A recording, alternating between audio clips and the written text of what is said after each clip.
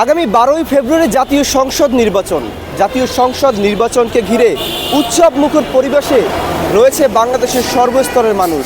তার পাশাপাশি রয়েছে খেটে খাওয়া মানুষও।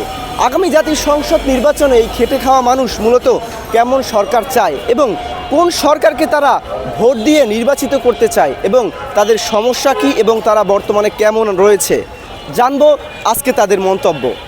এখন যে বর্তমান পরিস্থিতি দেখতেছি, অতএব এখনকার চাইতে আগেই আমরা ভালো ছিলাম। আমরা এর সাথে আমরা ভালো ছিলাম, নিরাপত্তা ছিলাম। এখন তো আমরা নিরাপত্তা নাই। দুই সরকার তো দেখা হয়েছে, আওয়ামী লীগও দেখা হয়েছে, বিএনপিও দেখা হয়েছে। একবার জামাতকে দিয়ে দেখি। আমি নেতার কাজ কি দেশকে ভালোবাসা, দেশের কাজ করা, জনগণকে ভালোবাসা দেখাতে পারবেন। কয়টা নেতা আছে, এখন তার নেতা নাই। নেতা যখন পকর পড়াও, আপনি কোন জায়গায় দেখেন সিন্ডিকেট নাই, দুর্নীতি দমন নাই, করতে পারছে কেন পারলো না? কোন জায়গায় সিন্ডিকেট নাই? লাউ আর গদু সামান। এই বাংলাদেশে ভালো একটা সরকারের প্রয়োজন, তো সেই সরকারকে আমি আমার তরফ থেকে বিএনপিকে সাপোর্ট করতেছি। প্রথম ভোট দিয়েছিলাম বিএনপিকে, তারপরে দিলাম আওয়ামী লীগ। আওয়ামী লীগও যা বলে, মুখে বলে একটা, কাজে করে আরেকটা। যে সব সরকারে তো আমরা একবার দেখছি ভালো মন্দ।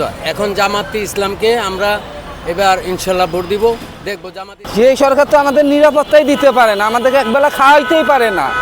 এই সরকার দিয়ে, এই সরকারের আওতায় নির্বাচন আইনা খালি দেশের আনারগুতি জনগণের মাইরা ফেল দেওয়া একটা ফন্দি বাইর করছে। আগামী 12ই ফেব্রুয়ারি জাতীয় সংসদ নির্বাচনকে কেন্দ্র করে জনসাধারণের মাঝে একটা উৎসব মুখর পরিবেশ তৈরি হয়েছে এবং তারই প্রেক্ষিতে খেটে খাওয়া মানুষজনের ভিতরেও একটা চিন্তা চেতনা রয়েছে যে তারা কোন দলকে আসলে ভোট দিবে এবং নির্বাচিত করবে।